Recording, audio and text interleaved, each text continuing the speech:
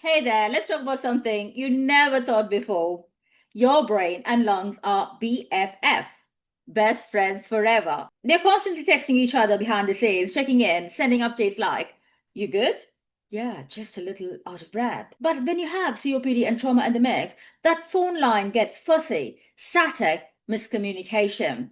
Like, "Hey, oxygen levels are low. Hey brain, time to calm down." And those communications happens when your lungs are in distress and your brain panics. This panic signals your lung to tighten and boom, you're breathless and anxious. And that's trauma loop. If you or someone you love have COPD, you probably know that's hard on the lungs. But what if I told you it also affects your memory, mood, and how anxious you feel about your breathing every minute? Hey there, I'm your Devi, mind body consultant, and in my channel, I talk about lung, mental health, and occupational well-being. Today, in this video, I'm going to talk about how trauma rewires your nervous system in COPD, and more importantly, what simple things you can do today to feel more in control.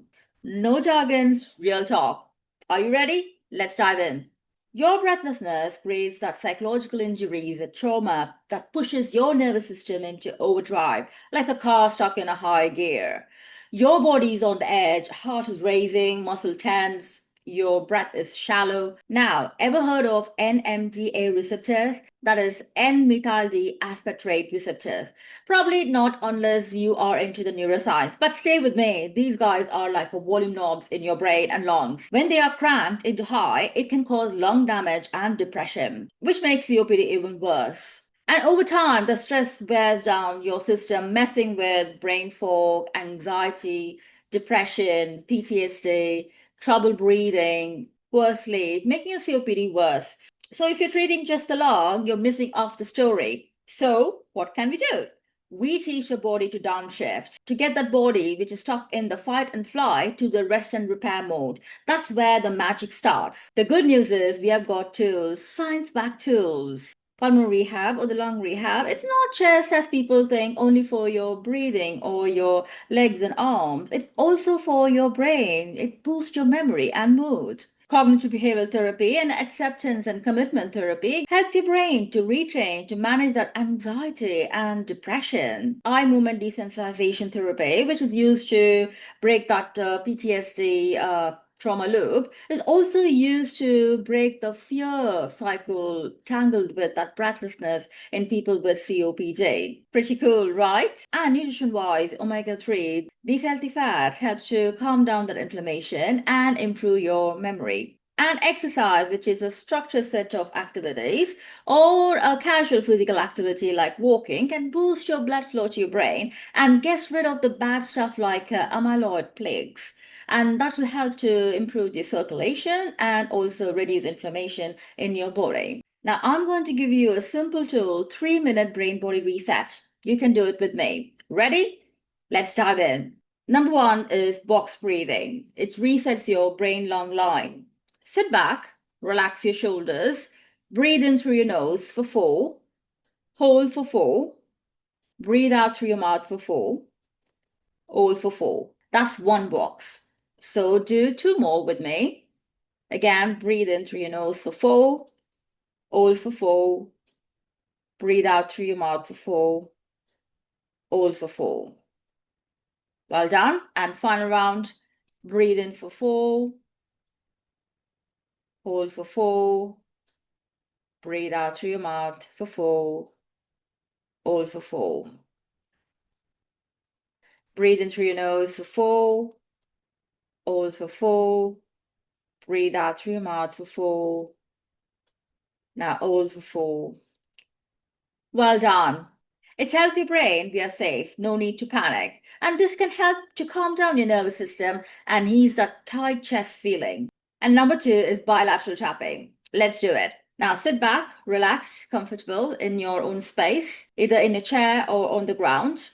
Your work is all with your hands and your mind and your breath. Okay? Now gently tap the right hand on the right shoulder and left hand on the left shoulder.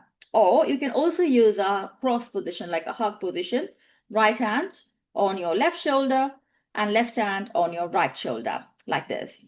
Okay? Now you're going to pair this action with your positive phrases. So I'm going to use the cross hugging position, like it's called a butterfly hug. So I'm going to do it with my positive affirmations. So ready? You can do it with me. Follow me. I'm safe. I'm calm. I can breathe. I'm okay. I'm safe. I'm calm. I can breathe. I'm okay. I'm safe. I'm calm. I can breathe. I'm okay. Yeah. So this helps to break down that fear breathlessness cycle, that trauma loop your mind is stuck in. And that can help you to calm the panic and interrupt that trauma loop. And you can feel more relaxed within a few seconds. Give it a try. Worth it. Now, the third one is quick memory drill. I'm going to show you three things, each less than a second, and I'm going to ask you to remember without seeing it. Okay? So look at them. And now look away, close your eyes, and tell yourself what you can remember. Little memory drill like this can help you to keep your memory sharp, and it's actually a part of cognitive rehab programs for COPD patients to improve their focus and memory. When you're doing these three things, you're not just feeling better, but you're actually changing your body's biology. You can calm that overactive NMDA receptor, those brain's volume knobs that go haywire in trauma and COPD. And these tools can help you to reduce neuroinflammation and supports to fade that brain fog and anxiety. And wait, there is more. It boosts your oxygen levels in your brain, improving that memory, attention, and mood. You're not just lungs on legs, you're a whole person. So it's time we treat brain, body, and the trauma, not just breathing. Why? Because when your nervous system feels safe, your breathing is free.